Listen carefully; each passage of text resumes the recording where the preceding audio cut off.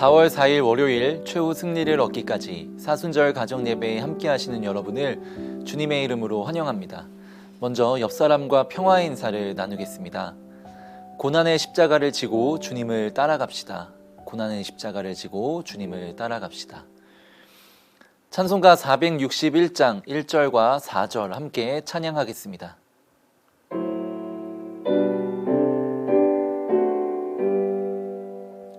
십자가를 칠 수 있나 주가 물어보실 때 죽기까지 따르오리 성도 대답하였다.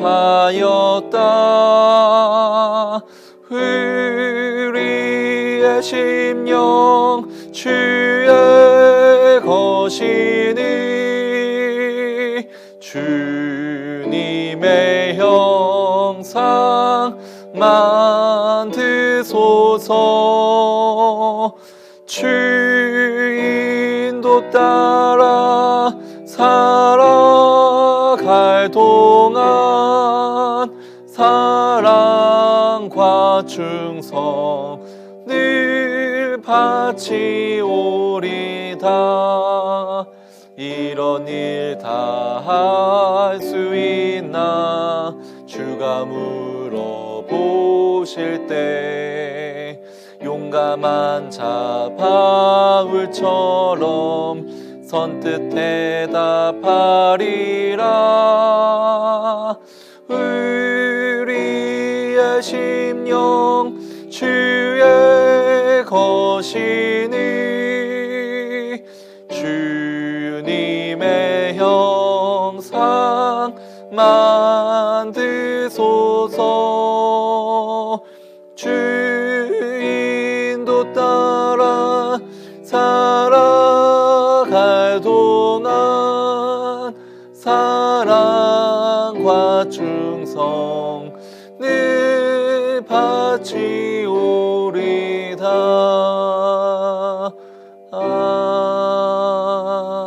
아멘. 오늘 가정에서 읽을 성경 말씀은 마태복음 16장 21절에서 28절입니다. 본문 중에서 주제 말씀인 24절 말씀을 함께 읽겠습니다.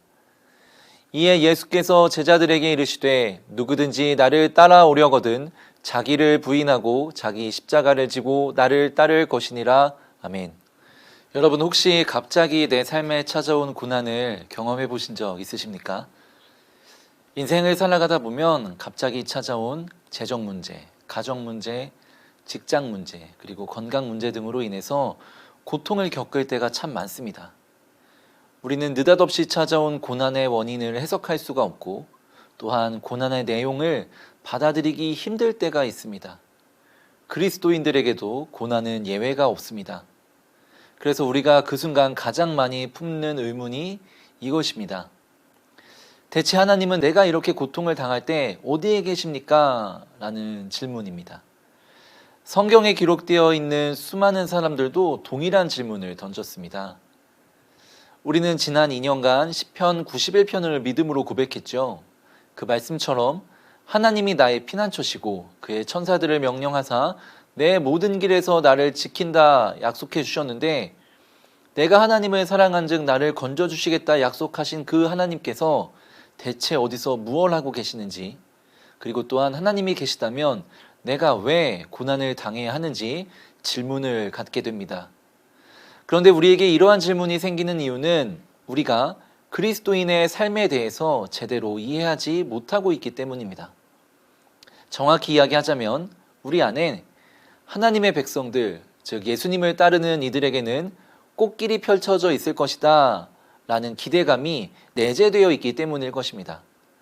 우리는 종종 내가 예수님을 따르기로 했기 때문에 이제는 내 삶에 축복만이 가득할 것이다 라고 생각할 때가 있는데 그것은 오늘 본문에 나오는 베드로도 마찬가지였던 것으로 보입니다. 우리는 오늘 말씀을 통해서 베드로에게 예수님의 제자들이 겪어야 할 고난에 대해 설명하시는 예수님의 모습을 볼 수 있습니다. 예수님께서는 그들이 고난을 어떤 자세로 받아들여야 하는지 그것을 가르쳐 주고 계십니다.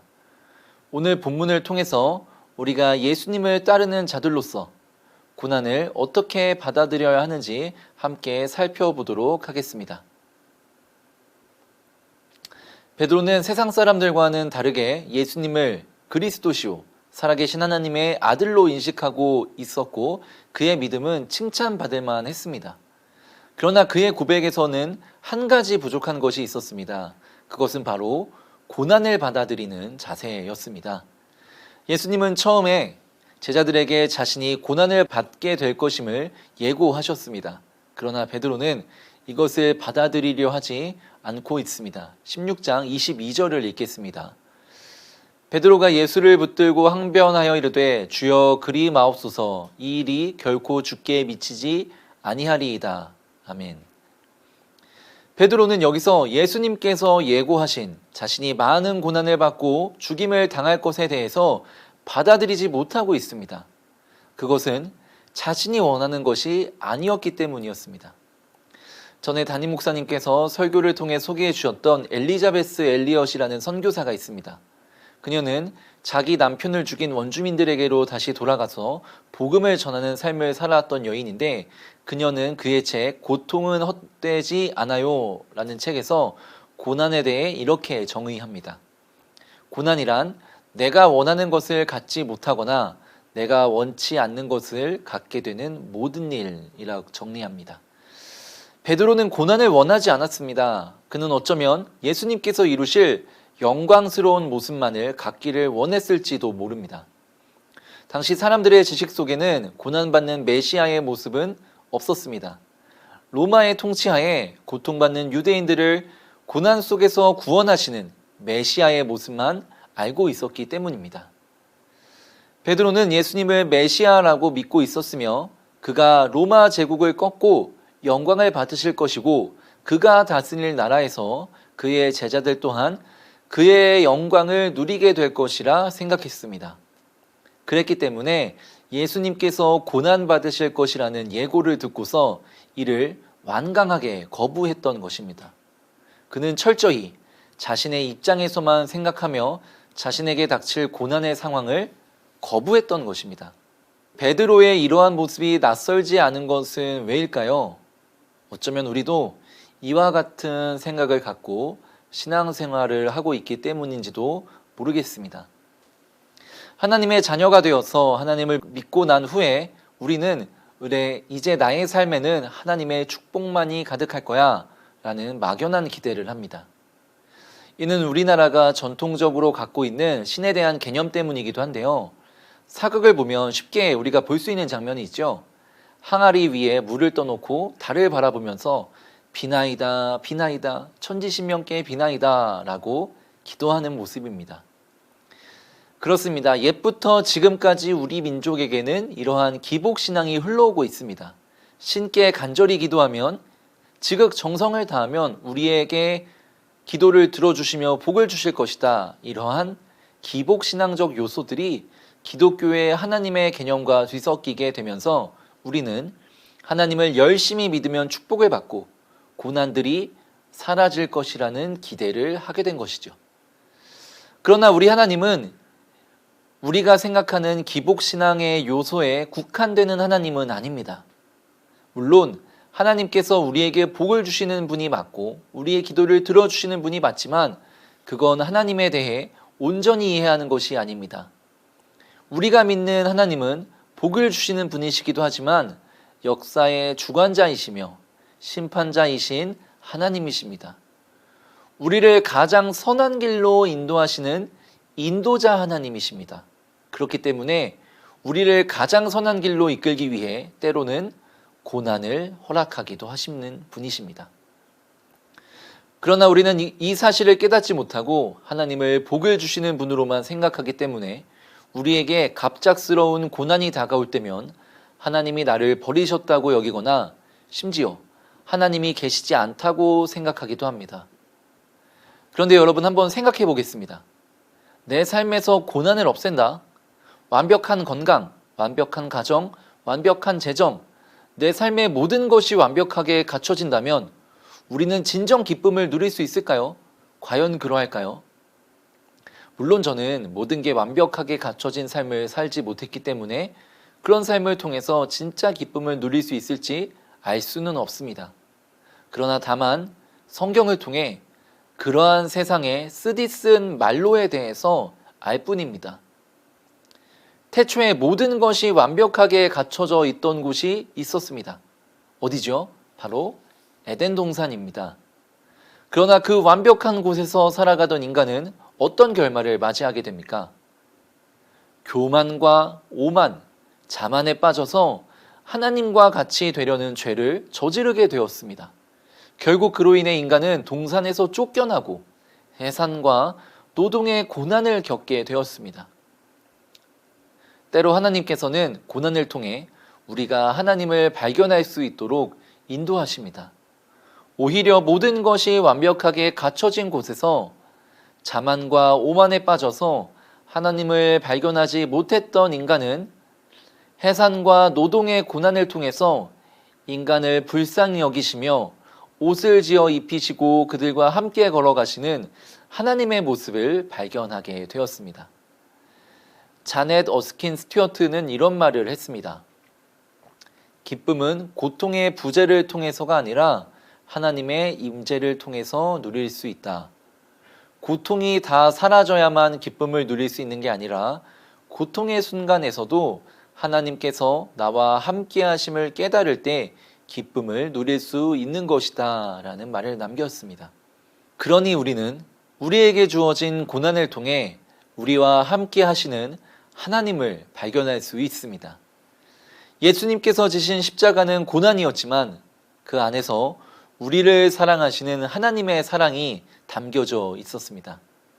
마찬가지로 우리에게 주어진 고난 중에서도 우리는 우리를 사랑하시는 하나님의 사랑을 발견하게 될 것입니다. 예수님께서는 베드로를 비롯한 그의 제자들이 그리고 이 시대를 살아가는 그리스도인들이 자신에게 기꺼이 주어진 고난을 받아들이길 원하고 계십니다. 그리고 그 고난 가운데 우리와 함께 하시며 자신을 희생하사 우리를 가장 선한 길로 인도하시는 하나님의 사랑을 경험하기를 바라고 계십니다. 그 고난의 십자가의 무게가 물론 결코 가볍지는 않을 것입니다. 그러나 분명한 것은 우리가 고난을 짊어지고 힘겨운 발걸음을 내딛고 있을 때 우리보다 먼저 십자가를 지셨던 예수님께서 우리와 반드시 동행하실 것이란 사실입니다. 각자에게 주어진 고난의 십자가를 짊어진 우리와 함께 걸어가시는 예수 그리스도를 믿음의 눈으로 바라보시는 동안의 모든 성도님들이 되시기를 주님의 이름으로 축복합니다. 기도하겠습니다. 첫째, 내게 주어진 고난 가운데 낙심하지 말고 역경 가운데 함께 걸어가시는 예수 그리스도를 붙들며 살도록. 둘째, 기독교 학교의 정체성을 수호를 위한 사학법 법률안이 철폐되어 기독교 세계관으로 다음 세대를 양육하는 사명을 온전히 감당하도록 기도하겠습니다.